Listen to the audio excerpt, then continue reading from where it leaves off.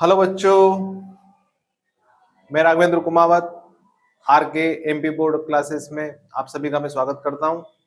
आज हम जो हमारा कल जो अधूरा चैप्टर रह गया था परिमेय संख्या, उसी को हम आगे बढ़ाएंगे। परिमेय संख्या के बारे में हम लोग अगर पढ़े तो परिमेय संख्या होता क्या है। तो परिमेय संख्या क्या होता है कि जब मैं इस प्रकार से अगर लिखूं p बटे क्यू के रूप में, किस रूप में? p बटे क्यू के रूप में, जहां p और q दोनों सह अभाज्य गुणनखंड है। जहां p और q दोनों सहभाज्य गुणनखंड है और जो q है वो नॉट इक्वल 0। सहभाज्य गुणनखंड मतलब ये कि इन दोनों में कोई भी ऐसा गुणनखंड अभाज्य, अभाज्य मतलब जैसे जिसमें केवल खुद का भाग जाए एक को छोड़ के, जैसे 2, 3, 5, 7, 11, 13, ये सब क्या है? अभाज्य संख्या है। तो इनमें कोई भी अभाज्य गुणनखंड नहीं आना चाहिए। कैसा? सेम सहअभाज्य गुणनखंड। जैसे मैंने लिखा ये 6 लिखा और ये लिखा मैंने 9, तो अगर इसको मैं गुणनखंड करूं तो 2 गुणित 3, और इसको लिखा मैंने 3 गुणित 3, तो इसमें देखो एक सहअभाज्य गुणनखंड 3 क्या आ रहा है? कॉमन आ रहा है। ठीक, तो मुझे p और q इसमें ये बोलूंगा मैं जो p और q है वो दोनों सहअभाज्य गुणनखंड है, मतलब इनमें कोई भी ऐसी संख्या नहीं है p और q में जो कॉमन आ रही है। और एक और चीज q क्या है? नॉट इक्वल 0 होना चाहिए। ठीक, ये चीजें हम लोग 9th में पढ़ चुके हैं परिमेय संख्या के बारे में।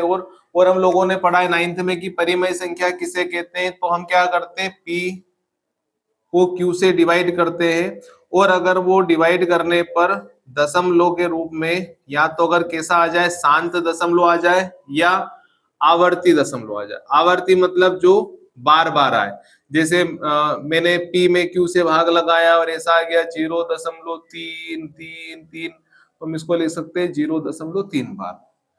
तो जब मैं p को q से डिवाइड करूं और दशमलव या तो शांत आ जाए या आवर्ती आ जाए, तो मैं बोलूंगा p बटे q एक परिमेय संख्या है। और अपरिमेय संख्या में क्या होता है कि जब मैं p को क्या करूं, q से डिवाइड करूं, और जो भी मेरा भागफल है वो कैसा है कि वो न तो शांत हो और न आवर्ती हो, वो अनावर्ती, मतलब दशमलव के बाद अगर हम उसके लगाते जाएंगे संख्या, तो 2, 3, 5, 7, 6, 4, मतलब वो रिपीट तो होगा, बार बार आएगा तो से, लेकिन बार बार एक जैसी संख्या नहीं आएगी। जैसे 2, 3, 5, 7, 6, फिर वापस कुछ नई संख्या आ जाए, लेकिन हमको नहीं पता चलेगा कि अगली जो संख्या है वो क्या आएगी। तो ये हमारी क्या कहलाएगी? अपरिमेय संख्या। ठीक है, तो परिमेय संख्या और अपरिमेय संख्या के बारे में हम लोगों ने समझ लिया। अब परिमेय संख्या तो हम लोग जानते हैं कि जैसे 1/2, 3/2, 1, 5, 4, जो भी संख्या है सब क्या है? अपरिमेय संख्या है। लेकिन जो परिमेय संख्या, और जो अपरिमेय संख्या होती है वो ऐसी संख्या जिसको मैं अंडर रूट से बाहर नहीं निकाल सकता हूं, वो सब क्या आपकी अपरिमेय संख्या। और एक और हम पाई को भी क्या मानते हैं? अपरिमेय संख्या। ठीक है, अब हमारा जो सिलेबस है उस सिलेबस में हमारे 2-3 सवाल इंपॉर्टेंट है, एक अंडर रूट 2, अंडर रूट 3 और अंडर रूट 5 के बारे में। अब हमारा सवाल क्या बनता है जो वेरी इंपॉर्टेंट है क्लास 10th के लिए, जिस प्रकार से क्वेश्चन आ गया कि सिद्ध करो कि, क्वेश्चन क्या पूछेगा, सिद्ध करो कि √2 अपरिमेय संख्या है। क्या पूछा हमसे कि √2 एक अपरिमेय संख्या है, ये हमसे पूछा। हमने मान लिया, हमें ये प्रूव करना है कि ये अपरिमेय संख्या है, तो इसका हमने सबसे पहले क्या करा, उल्टा मान लिया। और मैंने माना √2 बराबर p, मैंने मान लिया कि √2 एक परिमेय संख्या है। उसने हमको बोला कि बताओ कि √2 एक अपरिमेय संख्या है, तो मैंने मान लिया कि √2 क्या एक परिमेय संख्या, मैंने उसका उल्टा मान लिया। अब मैंने उसका उल्टा मान लिया और उल्टा मानकर मैं सवाल को हल करने की कोशिश करूंगा, और हल करते करते मैं एक जगह ऐसे पहुंच जाऊंगा कि जहां जाके मेरा सवाल गलत हो जाएगा। और मेरा सवाल गलत हो जाएगा, मतलब फिर मैं ये सोचूंगा कि मैंने तो सवाल सही करा लेकिन सवाल गलत क्यों हुआ, मतलब मैंने जो शुरू में जो माना वो ही क्या था, मैंने गलत माना था। ठीक है, तो उसने बोला कि √2 एक अपरिमेय संख्या, हम भी जानते हैं कि √2 एक अपरिमेय संख्या, लेकिन हमको प्रूफ क्या करना है कि √2 एक अपरिमेय संख्या, मैंने उसका उल्टा मान लिया, गलत मान लिया मैंने कि माना √2 एक परिमेय संख्या है।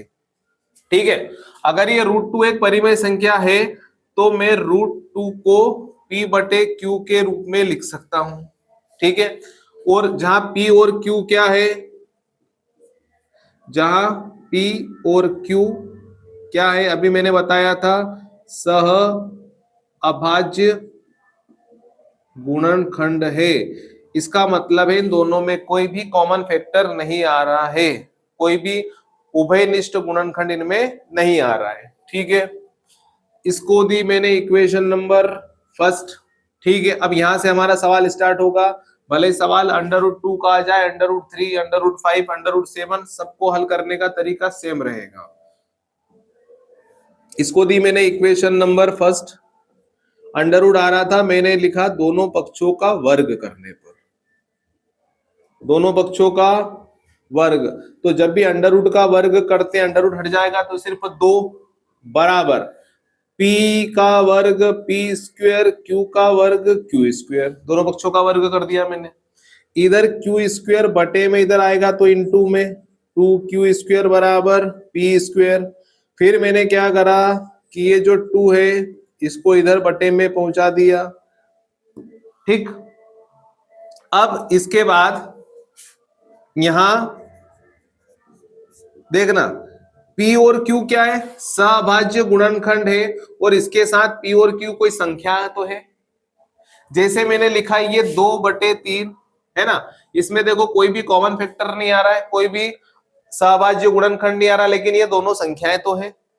ठीक, तो मैंने लिखा कि p²/2, मतलब p² को 2 क्या कर रहा है, विभाजित कर रहा है, और विभाजित करने पर क्या आ रहा है, q² कोई संख्या आ रही है। ठीक, तो मैंने ये लिखा कि यहां जो 2 है वो क्या कर रहा है, p² को विभाजित करता है।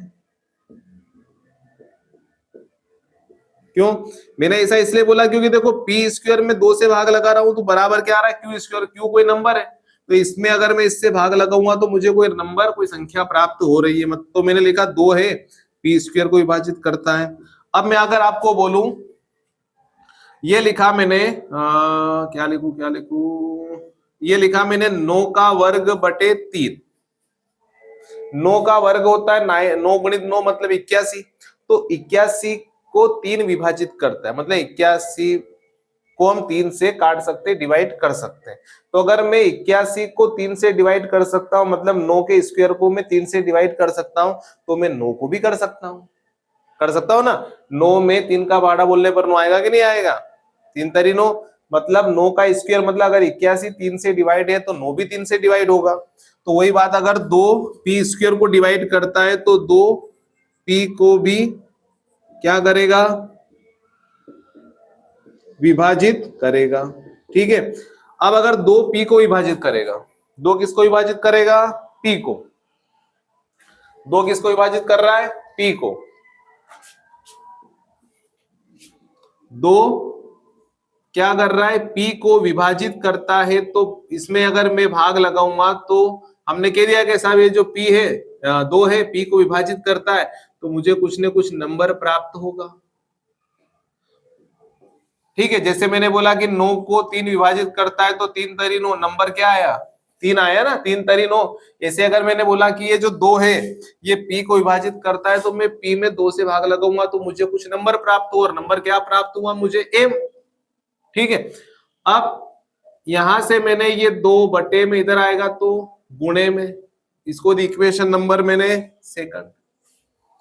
अब ये जो p का मान है, ये p का मान उठा के मैं कहां रख दूं, ये समीकरण नंबर 1, इसको मैं 2 दे देता हूं और इसको दे दूं मैं 3। ये जो p का मान है,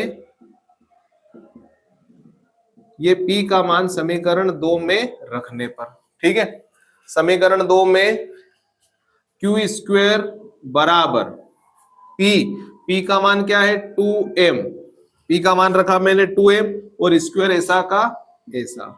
बटे कौन 2, ये स्क्वायर छुड़ाऊं तो 2 का वर्ग 4 एम स्क्वायर बटे 2, 2 एकम 2, 2 दूनी 4, तो क्यू स्क्वायर बराबर कितना आया 2m स्क्वायर। ठीक है, ये 2 गुणे में इधर आएगा तो 2 बटे में बराबर एम स्क्वायर। जो यहां बात आ रही थी देखो, पी स्क्वायर 2 को विभाजित कर रहा था तो 2 ने पी को विभाजित करा, वही बात यहां आ रही है क्यू स्क्वायर बटे 2, मतलब फिर मैं लिखूंगा कि जो 2 है वो क्यू स्क्वायर को क्या करता है, विभाजित करता है, इसलिए जो 2 है वो क्यू को भी क्या करेगा भैया, विभाजित करेगा। और अगर 2 को विभाजित करेगा मेरे लाला तो क्यू में अगर मैं 2 से क्या लगाऊंगा, भाग लगाऊंगा, तो मुझे कोई नंबर प्राप्त होगा। तो अब मैंने वो नंबर क्या मान लिया, एन मान लिया। पहले क्या माना था मैंने, पहले माना ए माना था, मैंने कुछ नया नंबर मान लिया कि मैं क्यू को 2 से डिवाइड करूंगा तो क्या आ गया, एन आ गया। अब देखो ये 2 बटे में इधर आएगा तो गुणे में क्यू बराबर कितना आ गया 2n। अब देखो p का मान आ गया 2m, q का मान आ गया 2n, ये p और q के मान उठा के कहां रख दूं, समीकरण नंबर 1 में, इसको दे दी मैंने समीकरण 4। ठीक है, 3 व 4 से किसमें, 1 में मान रखने पर, तो 1 क्या है बेटा √2 बराबर p बटे q, तो √2 बराबर p का मान कितना आया था 2m और q का मान कितना आया 2n। अब जरा देखो p बटे q, p बटे q क्या माना था मैंने कि p और q जो है वो सअभाज्य गुणनखंड है, मतलब इनमें दोनों में कोई भी कॉमन फैक्टर नहीं आ रहा है, कॉमन उभयनिष्ठ संख्या कोई भी नहीं आ रही है। मैंने p बटे q हल करा तो p बटे q कितना आया बेटा 2m बटे 2n, तो यहाँ तो दोनों में देखो इसका गुणनखंड भी क्या है, p के गुणनखंड में भी 2 आ रहा है और q के गुणनखंड में भी क्या आ रहा है 2, मतलब दोनों में एक गुणनखंड कॉमन आ रहा है, कॉमन फैक्टर आ रहा है। तो मैंने जो माना, मैंने तो ये माना था, लेकिन मैंने माना था कि साहब इनमें तो कुछ भी कॉमन फैक्टर नहीं है, लेकिन मैंने हल करा तो मेरे तो कॉमन फैक्टर आ गया। मैंने माना था कि नहीं है और मैंने हल करा तो आ गया, मतलब मैंने कुछ गलत माना। तो मैंने क्या गलत माना, तो हमको तो पहले ही पता था कि हम साहब जो मान रहे हैं वो गलत है, पर फिर भी हम हल करने की कोशिश कर रहे थे, तो मैंने ये माना यही गलत है। ठीक है, तो मैंने यहां क्या लिखूंगा, चूंकि यहां P और Q का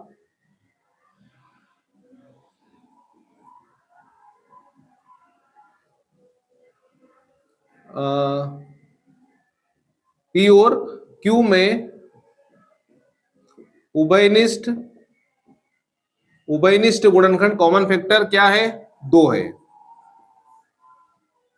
इन दोनों में उभयनिष्ठ गुणनखंड क्या आ गया 2 है, जो कि विरोध है। विरोध किसका, हमने माना उसका, हमने माना था साहब ये तो इनमें कोई भी अभाज्य गुणनखंड नहीं है, लेकिन आ गया जो कि क्या हो गया, विरोध हो गया। अर्थात जो हमारी मान्यता थी, मतलब हमने जो माना था वो हमारी मान्यता क्या है, गलत है। इसलिए हमने क्या माना था कि √2 एक क्या है, परिमेय संख्या, मतलब √2 परिमेय संख्या नहीं है, इसलिए √2 एक परिमेय संख्या नहीं है। ठीक है, इति सिद्धम, इति सिद्धम लिख सकते हैं, प्रूव्ड इट लिख सकते हैं, हेंस प्रूव्ड लिख सकते हैं। ये जो सवाल है √2 वाला, ये सवाल लगभग मान के चलो √2, √3, √5, इन 3 क्वेश्चन है, √2, √3, √5, इन तीनों में से हमारा एक क्वेश्चन मेरे एग्जाम में बनता है। ठीक है, अगर √3 आ जाता है तो हमको कुछ नहीं करना बेटा, जहां जहां 2 आ रहा है खाली वहां पर क्या आ जाएगा 3 आ जाएगा, जहां 2 आ रहा है वहां 3 आ जाएगा, और जहां 4 आ रहा है मतलब 2 का वर्ग 4 आ रहा है, तो वहां 3 का वर्ग 2 के स्थान पर क्या आ जाएगा, 4 के स्थान पर 9 आ जाएगा। ठीक है, जल्दी से स्क्रीनशॉट ले लो इसका। फिर मैं इसके बाद एक और सवाल √3 वाला भी करा दूंगा, और √5 वाला सवाल आपको क्या करना है, घर से करना है। अगर आप चाहो तो √3 का सवाल मेरे साथ भी कर सकते हो, कुछ नहीं करना, जहां जहां 2 आ रहा है वहां 3 आ जाएगा। ठीक है, ले लो स्क्रीनशॉट इसका, फिर अगला करते हैं।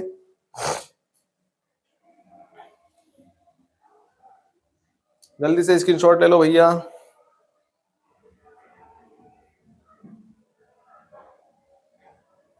हो गया।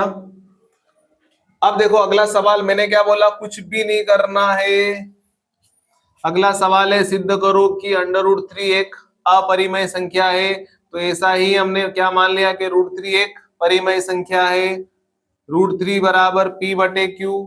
मैं सवाल को बेटा इस सवाल में ही सुधार के सही कर सकता हूं, लेकिन थोड़ा सा मैं आपको इसमें करा दूं करेक्शन, थोड़ा सा फिर मैं कर दूंगा, है ना। थोड़ा आप लोगों को कॉन्फिडेंस आ जाएगा कि हाँ यार सभी सवाल इस टाइप के एक जैसे। ठीक है, तो मैंने लिखा कि √3 एक अपरिमेय संख्या है, सिद्ध करना है। मैंने मान लिया √3 एक परिमेय संख्या है। फिर √3 बराबर P बटे Q मानना, सेम दोनों पक्षों का वर्ग करना। तो यहाँ √3 का वर्ग करोगे तो 3 आ जाएगा बेटा। Q² इधर गुणे में आएगा तो 3Q² आ गया। 3 को इधर बटे में पहुंचा दिया। फिर जैसे हमने क्या लिखा था, 3 को बटे में पहुंचा दिया। फिर हमने यहाँ 2 लिखा था, 2 के स्थान पर क्या आ जाएगा 3। कि 3 P² को क्या करता है, विभाजित करता है। तो 3 P को भी विभाजित करेगा। जब ये 3 P को विभाजित करता है, मतलब मैं P में क्या करूं, 3 से भाग लगाऊंगा तो मुझे कुछ नंबर प्राप्त होगा। वो नंबर क्या मान लिया मैंने, m। फिर ये इधर 3 बटे में इधर जाएगा तो गुणे में कितना हो गया 3m। ये 3 जो P का मान है वापस कहाँ रख दो, समीकरण नंबर 2 में। तो समीकरण नंबर 2 में देखो Q² बराबर P के स्थान पर क्या लिख दिया मैंने 3m², और ये बटे में क्या था बेटा यहाँ 3, तो ये 3। ठीक है, अब मैं इसको ऐसे ही कर सकता हूं, लेकिन तुम्हारे गड़बड़ हो जाएगी, तुम कंफ्यूज हो जाओगे, इसलिए इसको थोड़ा सा मैं कर देता हूं इसके बाद, है ना। सवाल तो सेम ही होगा, जब आप इसको लगाओगे ना, सभी सवाल को घर पे प्रैक्टिस करोगे आराम से बैठ के, तो आपको लगेगा कि हाँ बिल्कुल सही है।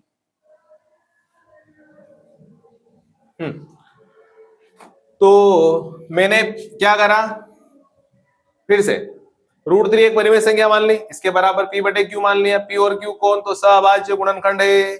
फिर मैंने लिखा दोनों पक्षों का वर्ग करने पर, तो 3 बराबर P² बटे Q²। को इधर पहुंचा दिया, 3Q² बराबर P²।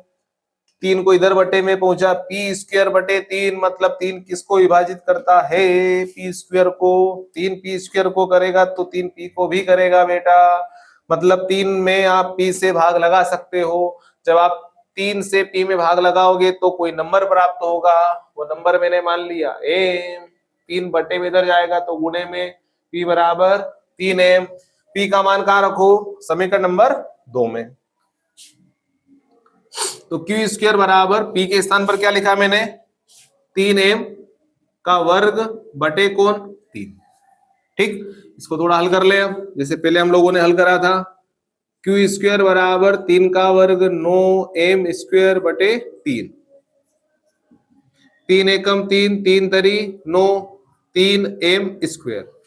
इधर 3 गुणे में इधर आएगा तो बटे में बराबर m², तो m²। ठीक है ना।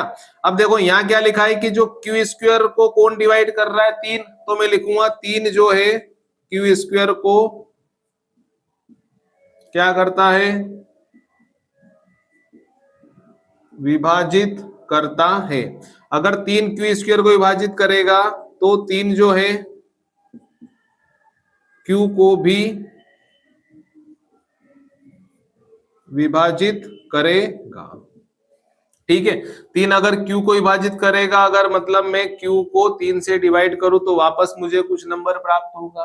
पहले मैंने वो नंबर a मान लिया था, अब क्या मान लूं मैं, n मान लूं।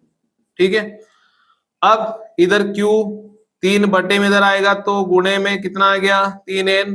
इसको दी इक्वेशन नंबर 3, इसको दे दी मैंने वापस क्या 4। P और Q के मान कहाँ रखने पर, समीकरण नंबर 1 में। P और Q के मान समीकरण 1 में रखने पर तो √3 P का मान कितना है 3m बटे Q का मान कितना है 3m। पहले √2 में देखो क्या आया था 2n आया था, मतलब सहभाज्य गुणनखंड में दोनों में कॉमन फैक्टर क्या आया था 3 2 आ गया था, सॉरी। अब क्या आ गया हमारा 3 मैं लिखूंगा यहां ये P और Q की वैल्यू दोनों में देखो मैंने क्या माना था कि दोनों P और Q सहभाज्य गुणनखंड है, मतलब इन दोनों में कोई भी कॉमन फैक्टर नहीं आ रहा है। मैंने हल करा तो ये P बटे Q की वैल्यू आई, और देखो P और Q में कॉमन फैक्टर क्या आ रहा है 3, तो मैं यही बात यहाँ लिखूंगा कि यहाँ P और Q में 3 क्या है कॉमन फैक्टर है, उभयनिष्ठ गुणनखंड है। ठीक है, जो कि क्या है विरोध है, हमने माना उसका विरोध है। और हमने क्या माना था, हमने ये माना था कि √3 का परिमेय संख्या है, तो ये क्या कर रहा है इसका विरोध कर रहा है, इसलिए हमने माना वो गलत था। √3 क्या है एक, हमने इसको परिमेय संख्या मान लिया था ना, तो √3 क्या है एक अपरिमेय संख्या है। ठीक है, ये हो गया। इसी प्रकार से ये √3 का सवाल हो चुका है। एक सवाल हम आप लोग इसको एक और कर लेना √5 का। 3 सवाल है इसमें से, तीनों में से कोई सा भी आ सकता है, ज्यादा इंपॉर्टेंट हमारा √3 और √2 का रहता है। लेकिन अभी जैसे मैंने आप लोगों को बताया कि रूट के अंदर भले 2 लिखे, 3 लिखे, 5 लिखे या 7 लिखे, उससे कोई फर्क नहीं पड़ता है। ठीक है, जल्दी से स्क्रीनशॉट ले लो इसका, ले लो भैया स्क्रीनशॉट ले लो। हाँ,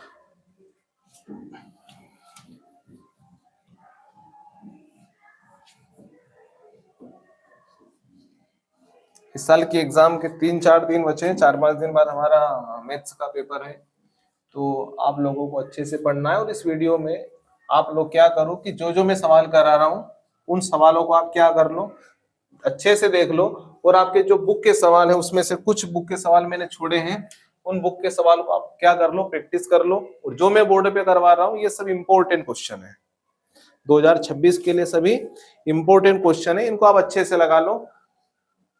आप वीडियो को अच्छे से देखो, वीडियो को देखने के बाद उस जो चैप्टर की अच्छे से क्या कर लो प्रैक्टिस कर लो। हर चैप्टर के लिए मैं 2 या 3 वीडियो डाल रहा हूं, कोशिश यही करूंगा इसके बाद वाले चैप्टर की मैं कि मैं कम से कम टाइम में ज्यादा से ज्यादा सिलेबस करा दूं। ये क्वेश्चन ऐसे जो अभी मैं करवा रहा हूँ परिमेय संख्या वाले की, मैं इनको ज्यादा स्पीड से नहीं करवा सकता हूँ, क्योंकि अगर मैं स्पीड से कराऊंगा तो आप लोगों को समझ में नहीं आएगा। अब देखो मैं एक नोट करके लिख रहा हूं कि परिमेय संख्या को हम रेशनल नंबर बोलते हैं और अपरिमेय संख्या को इरेशनल नंबर बोलते हैं। तो जब मैं रेशनल नंबर में रेशनल नंबर जोड़ूंगा तो मुझे रेशनल नंबर प्राप्त होता है, मतलब परिमेय संख्या में परिमेय संख्या जोड़ोगे तो परिमेय संख्या, परिमेय संख्या में से परिमेय संख्या को घटाओगे तो भी परिमेय संख्या, परिमेय संख्या में परिमेय संख्या का गुणा करोगे तो भी परिमेय संख्या, परिमेय संख्या में परिमेय संख्या से भाग लगाओगे तो भी परिमेय संख्या। ठीक है, लेकिन अगर एक रेशनल नंबर और एक अगर मैं इरेशनल नंबर ले लूं, एक परिमेय संख्या और एक अपरिमेय संख्या, और इन दोनों को अगर मैं जोड़ता हूं तो मुझे अपरिमेय संख्या प्राप्त होती है। अगर मैं परिमेय संख्या में से अपरिमेय संख्या घटाता हूं तो भी मुझे अपरिमेय संख्या प्राप्त होगी, इरेशनल नंबर। अगर मैं परिमेय संख्या में अपरिमेय संख्या का गुणा करूंगा तो भी मुझे अपरिमेय संख्या इरेशनल नंबर प्राप्त होगा। अगर मैं परिमेय संख्या में अपरिमेय संख्या से भाग लगाता हूं, इसको डिवाइड करता हूं, तो भी मुझे इरेशनल नंबर प्राप्त होता है। ठीक है, लेकिन इसके बाद अगर जैसे मैंने दोनों परिमेय संख्या ले ली, एक रेशनल और एक इरेशनल नंबर ले लिया, अब आप सोचते हो कि दोनों अगर इरेशनल नंबर ले ले तो क्या हो, तो उस कंडीशन में हम कुछ नहीं बोल सकते। अगर दोनों इरेशनल नंबर है तो उनको जोड़ने पर, घटाने पर, गुणा करने पर, भाग करने पर आपकी परिमेय संख्या भी आ सकती है या अपरिमेय संख्या भी आ सकती है। ठीक है, ले लो इसका स्क्रीनशॉट जल्दी से, फिर इसके सवाल करते हैं 2-3 और।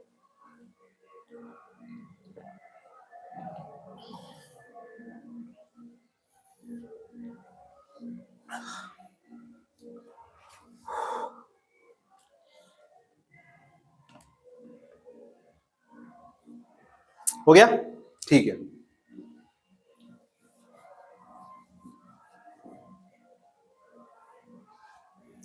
जैसे मैंने एक सवाल लिखा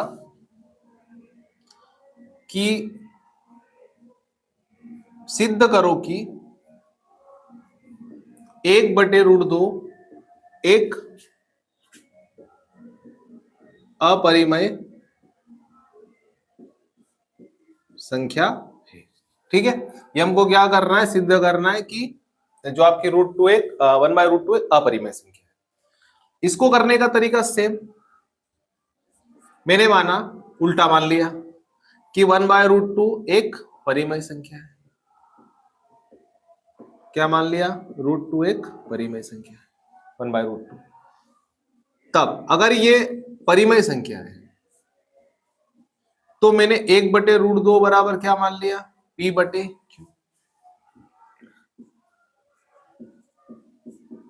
जहां p और q क्या होंगे, सवाच्य गुणनखंड, और उसके साथ साथ ये पूर्णांक संख्या भी तो होगी, कोई पूर्ण नंबर होगा, कोई पूर्ण संख्या होगी, 1 2 3 कुछ भी प्लस माइनस की हो सकती है, ये पूर्णांक संख्या होगी। ठीक है, अब देखना ये 1/√2 बराबर p/q। मैंने क्या करा, q का गुणा इधर कर दिया, √2 का गुणा इधर कर दिया, तो q बराबर क्या आ गया, p/√2।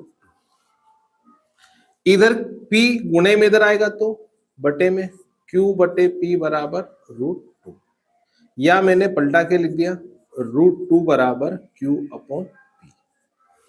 ठीक है, अब चूंकि q और p क्या है, देखना जरा, पूर्णांक संख्या है, ये दोनों पूर्णांक संख्या है, मतलब आपकी परिमेय संख्या भी है, क्योंकि जो भी एक पूर्ण संख्या होती है वो अपने आप में एक परिमेय संख्या है। जैसे मैंने पूर्ण संख्या मतलब जैसे मैंने लिखा 2, ठीक है, और ये लिखा मैंने इसके बटे 3, तो मैं सिर्फ अगर 2 की बात करूं तो 2 एक परिमेय संख्या है, मैं सिर्फ 3 की बात करूं तो 3 क्या एक परिमेय संख्या है।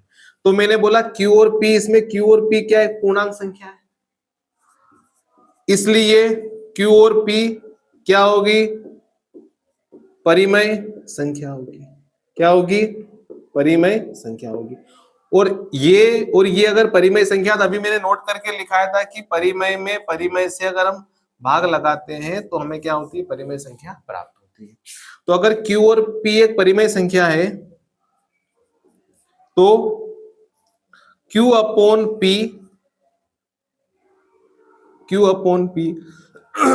भी क्या होगी, एक परिमेय संख्या होगी।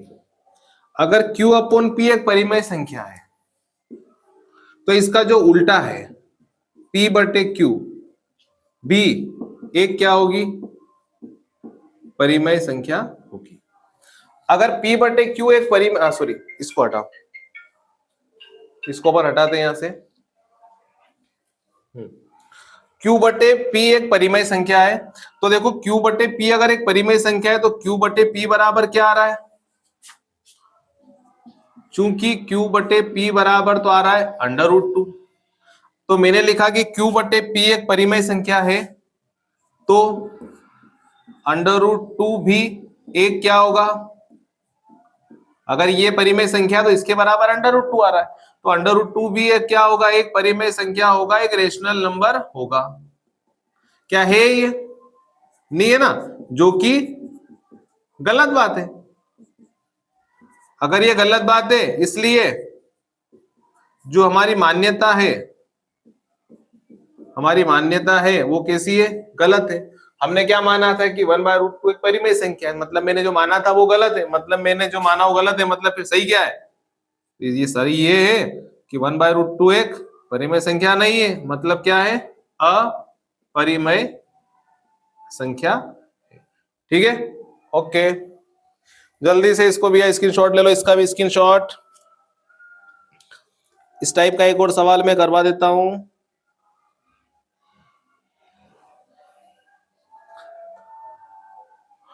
ठीक है, अगला सवाल है 7√5। अब थोड़ा सा मैं फास्ट कराऊंगा, लिखने का तरीका आप लोग समझ गए हो, मैं बोलूंगा, आप लोग अगर चाहो तो जब भी आप सवाल करो तो वीडियो को क्या करना है, वापस रिपीट कर लेना और उसको रोक रोक के आप लोग लिख लेना, ठीक है। जैसे अगला सवाल है, ये भी इंपॉर्टेंट है, 2024 में आया था कि 7√5 एक अपरिमेय संख्या है, ठीक है। तो मैंने वापस इसका उल्टा मान लिया, क्या मान लिया कि 7√5 एक कैसी संख्या है, रेशनल नंबर है, ठीक है। तब 7√5 बराबर क्या मान लिया मैंने, P बटे Q। मैं √5 की वैल्यू निकालू तो 7 इधर गुणे में इधर जाएगा तो बटे में, ठीक है।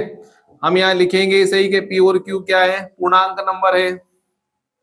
अब देखो, अब आप खुद सोचो कि P क्या है, रेशनल नंबर, 7 क्या है, रेशनल नंबर, Q क्या है, रेशनल नंबर। तो रेशनल नंबर में रेशनल नंबर से गुणा किया तो रेशनल नंबर आया, इस रेशनल नंबर में इससे भाग लगाया रेशनल नंबर से तो भी क्या प्राप्त होगा, रेशनल नंबर। तो मैं डायरेक्ट भी लिख सकता हूं कि चूंकि P बटे 7Q एक क्या है, परिमेय संख्या है।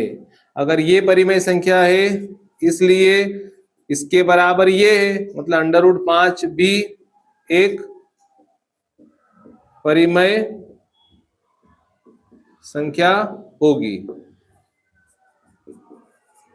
जो कि क्या है भैया, गलत है। अगर ये गलत है तो मैंने जो माना था वो गलत है, मतलब 7√5 एक परिमेय संख्या नहीं है, या कह सकते अपरिमेय संख्या, ठीक है। ले लो स्क्रीनशॉट इसका भी।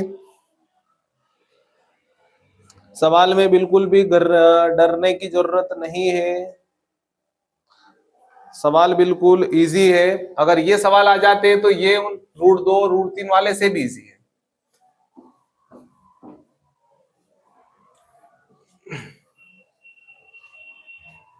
जैसे अगला सवाल है हमारा, ये 2019 में आया था, 5 माइनस √3 एक अपरिमेय संख्या है।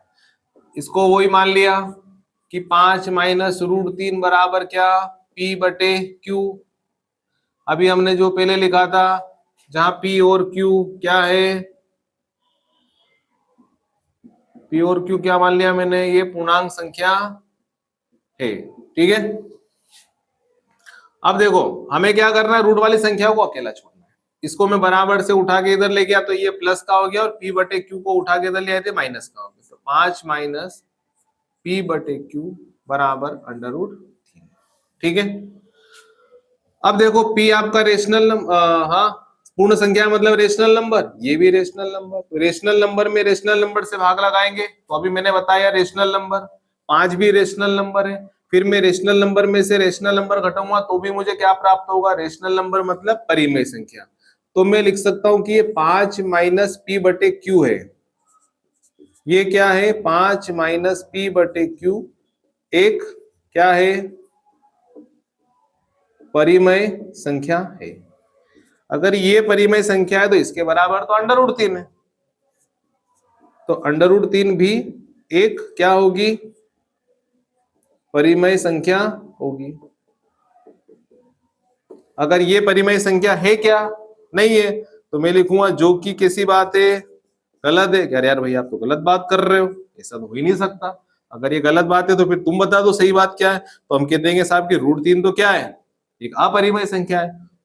√3 क्या है, एक अपरिमेय संख्या है। तो अगर ये अपरिमेय संख्या है मतलब मैंने शुरू में जो माना वो गलत माना। तो क्या मैंने माना था, तो मैंने माना था कि 5 माइनस √3 एक अपरिमेय संख्या है, तो इसलिए जो मेरी मान्यता थी वो गलत है। इसलिए 5 माइनस √3 एक कैसी संख्या होगी, अपरिमेय संख्या होगी, ठीक है बच्चों। ले लो स्क्रीनशॉट इसका भी। ये आज हमारा परिमेय संख्या क्लास 10th चैप्टर 1 मैथ्स का परिमेय संख्या, इसके मैंने टोटल 2 लेक्चर दिए हैं। एक इसके पहले वाली वीडियो में है जिसमें मैंने एलसीएम एचसीएफ के बारे में बताया, और एक आज हम लोगों ने परिमेय संख्या के बारे में पढ़ा। ये दोनों जो टॉपिक है दोनों इंपॉर्टेंट है, और मैं यही ईश्वर से कामना करूंगा कि जो मैंने 2 दिन में पढ़ाया उसमें से आप लोगों का जो भी परीक्षा में जो भी मटेरियल आता है वो इसमें से आ जाए, ठीक है। और जो आपकी जो मैं 3-4 दिन में यही कोशिश करूंगा कि आपका जब भी गणित का पेपर उसके पहले मैं पूरा सिलेबस आप लोगों को यूट्यूब पे डाल दूं, जिससे आपको पढ़ने में आसानी हो। और अगर आपको हमारी वीडियो अच्छी लगती है तो आप वीडियो को लाइक करें, चैनल को सब्सक्राइब करें और हमारे चैनल के साथ बने रहे। ठीक है, टाटा बाय बाय बेटा।